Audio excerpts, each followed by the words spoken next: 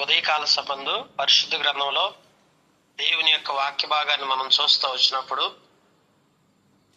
యొక్క దర్యావేషుని బెల్షస్సరు చనిపోయిన తర్వాత మాదీయుడగు దర్యావేషు 62 సంవత్సరాల వయసు గలవాడై మరి యొక్క రాజ్యానికి రాజుగా ఎన్నుకోవడం జరుగుతూ వచ్చింది.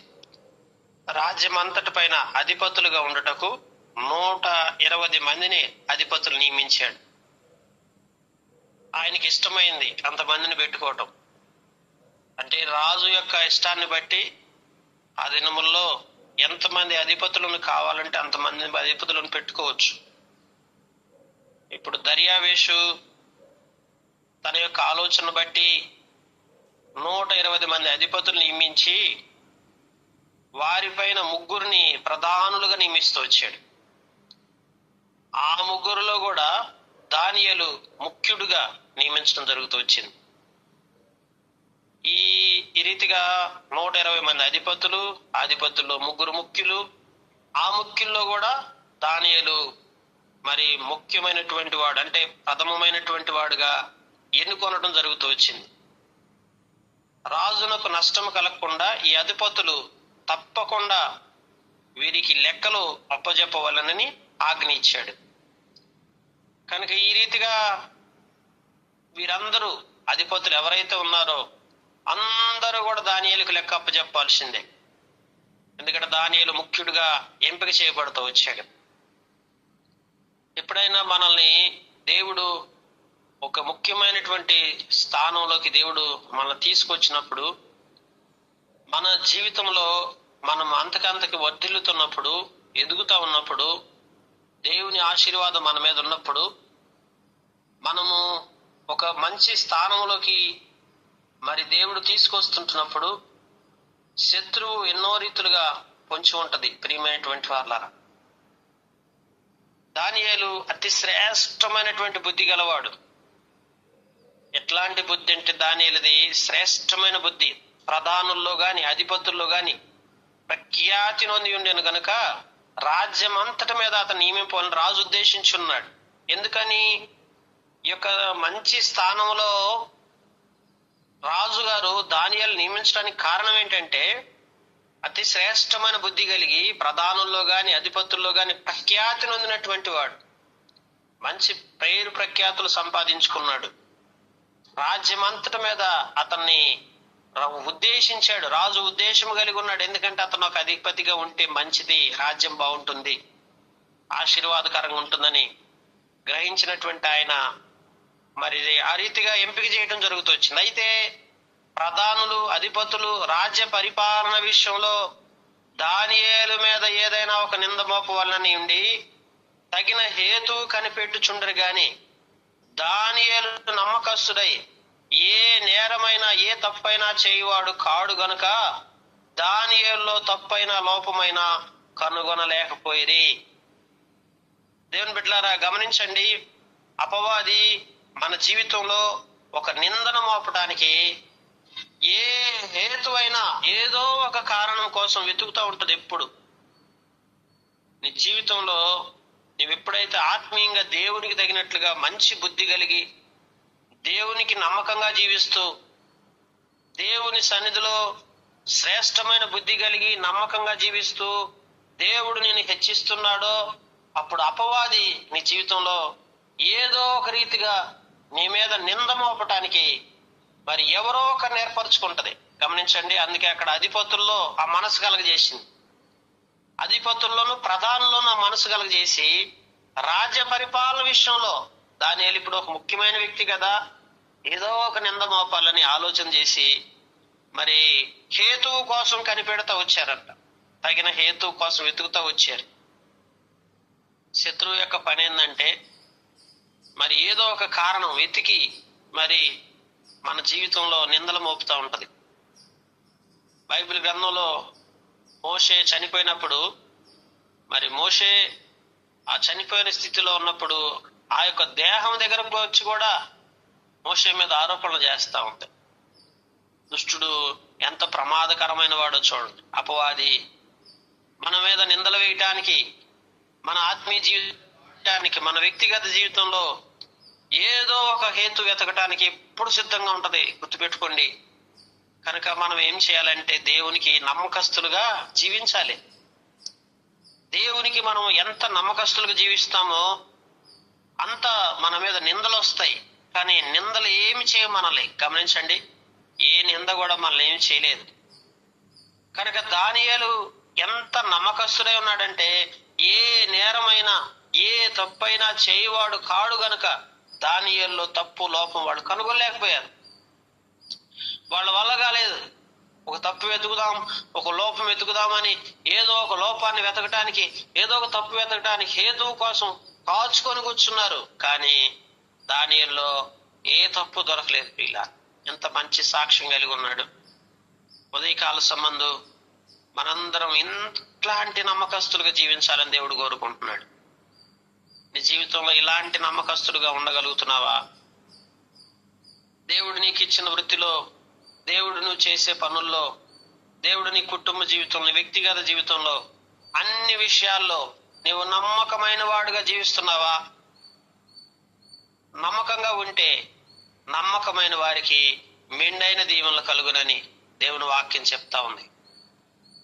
కనుక నువ్వు నమ్మకంగా ఉంటే దేవుడు నిన్ను అనేక రీతులుగా దీవించడం ప్రారంభిస్తాడు. దానియేలు ఎందుకు దీవించబడ్డాడు?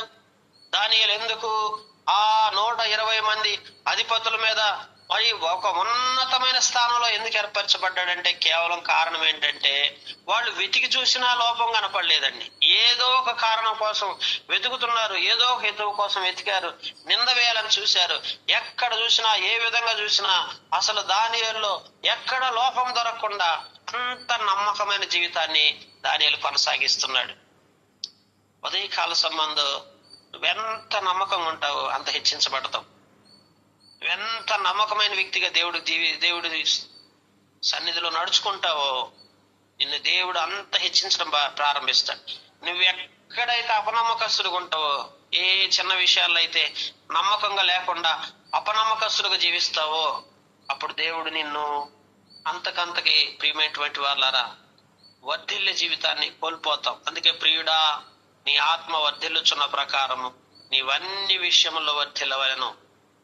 దేవుడు నిన్ను వర్ధిల్లింపజేసే జీవితం కొరకు సిద్ధపరిచి ఉన్నాడు. అయితే దేని బిడ్డలారా, ఈ రోజు మనందరి జీవితాల్లో ఎందుకు మనం వర్ధిల్లట్లేదు? ఎందుకు మనం అభివృద్ధి చెందట్లేదు? ఎందుకు మనము స్థిరమైన జీవితాన్ని కలిగి ఉండట్లేదు?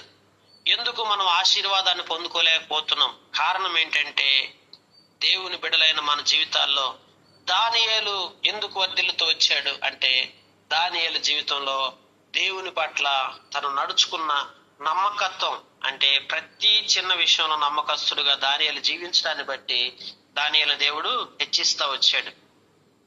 ఉదయకాల సంబంధం దానియేలును మాదిరిగా తీసుకుందాం. అయ్యా, దానియేలు వలె నేను కూడా నమ్మకంగా జీవించడం నాకు తెలియపరచండి అయ్యా. లోపము లేని జీవితం నాకు దయచేయండి. ప్రతి విషయమందు నేను లోపము లేని వాడుగా బ్రతకటానికి నన్ను బలపరచమని దేవుణ్ణి హృదయపూర్వకంగా ఉదయకాల సంబంధం వేడుకుందామా, అడుగుదామా, ప్రార్థిద్దామా? నా రీతిగా నిలవబెట్టమని దేవుణ్ణి అడిగితే దేవుడు నీ జీవితాన్ని కూడా ఆ రీతిగా హెచ్చింపజేస్తా వస్తాడు, బలపరుచుకుంటా వస్తాడు.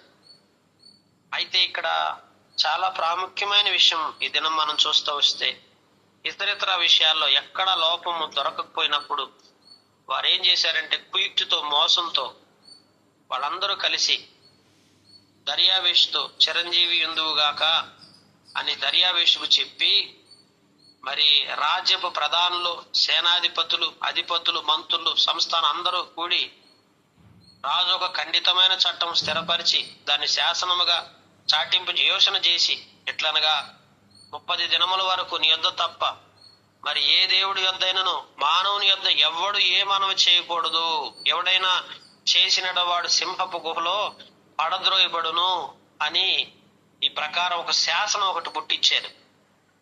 ఈ మాదీల యొక్కయు పారసీకుల యొక్కయు పద్ధతి ప్రకారం ఇక్కడ అంటాడు, మనుషులు అతని దేవుని పద్ధతి విషయమందే గాని ఏ విషయమందు అతను లోపంలో కనుగొనలేము.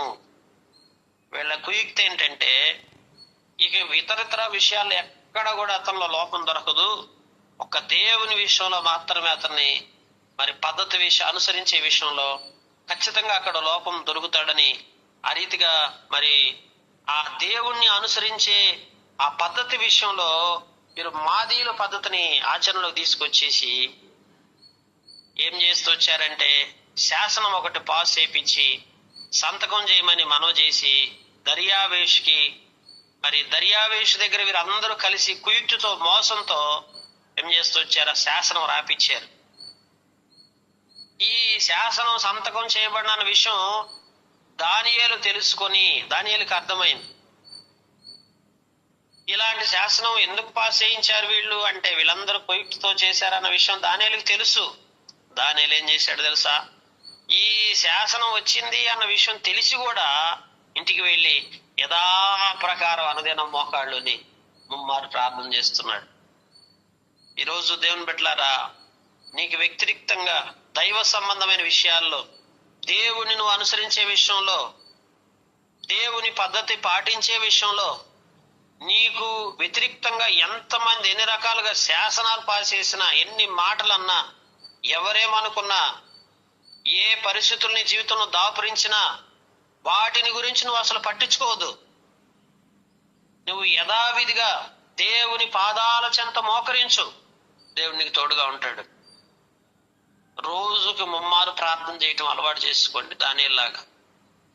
దానియేలు ఎంత మంచి ప్రార్థనా జీవితం, తన జీవిత కాలం అంతా కూడా ఏ పరిస్థితులు దాపురించినా, ఎలాంటి స్థితిలో కూడా రోజుకు ముమ్మారు ప్రార్థన చేసేవాడు. రోజుకు 3 సార్లు ప్రార్థనా జీవితాన్ని అలవర్చుకున్నాడు. ఎలా ఉంది నీ ప్రార్థనా జీవితం? ఈ రీతిగా నువ్వు చేయగలవా? ఇలాంటి పరిస్థితుల్లో రాజ్యమంతా, అధిపతులంతా కుయుక్తితో మోసంతో శాసనాలు పాస్ చేయించిన సమయంలో కూడా వాటిని పట్టించుకోకుండా, వాటి వైపు చూడకుండా, వాటి గురించి ఆలోచించకుండా, వాటి వైపు మనసు పెట్టకుండా కేవలము ప్రార్థనా జీవితం పట్ల ఎంత మనసు కలిగి ఉన్నాడో చూడండి.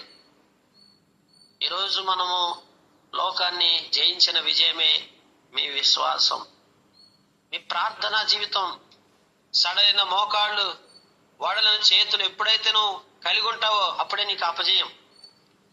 నీ మోకాళ్ళలో సత్తు తగ్గకుండా, నీ మోచేతుల్లో బలము తగ్గకుండా నువ్వు దేవుని సన్నిధిలో మోకరించి ప్రార్థించినంత కాలం ఏ శత్రువు యొక్క కుయుక్తులు, మోసాలు ఏవి నిన్ను అపజయాల పాలు చేయకుండా నీకు జయమిస్తూనే ఉంటాయి.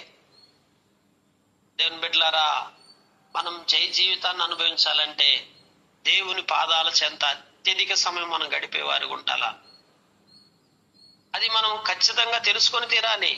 అప్పుడే మనము దేవునిలో ఆశీర్వాదకరంగా ఉండగలుగుతాం. అందుకనే దేవుని వాక్యంలో మనం చూస్తుంటున్నప్పుడు యథావిధిగా మోకరించి ప్రార్థించాడు.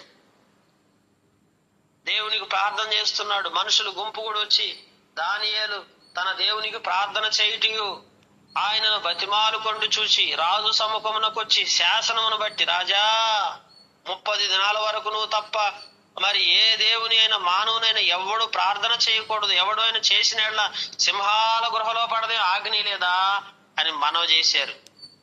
పారసీకులు, మాదీయుల యొక్క పద్ధతి ప్రకారం ఈ సంగతి స్థిరం, ఎవరును దాన్ని రద్దుపరచజాలరు. రద్దుపరచటువంటి శాసనాన్ని పెట్టేశారు. రద్దుపరచజాలని శాసనం. ఎందుకు ఈ శాసనం పాస్ చేపిస్తున్నారో, ఎవరి కొరకు ఈ శాసనం తయారు చేశారో ఆ సంగతి రాజు కూడా తెలియదు. దేవుని బిడ్డలారా, కేవలము కుయుక్తితో, మోసంతో వీరు కావాలని మరి దానియేలు మీద మరి పగతో, అసూయతో, ద్వేషముతో దానియేలు ఏ విధంగా నష్టపరచాలని ఉద్దేశముతో అపవాది ఆలోచన చొప్పున వారు కుయుక్తితో ఆ పని చేసినప్పుడు దానియేలుని మరి సింహాల బోన్లో వేయాల్సి వచ్చింది.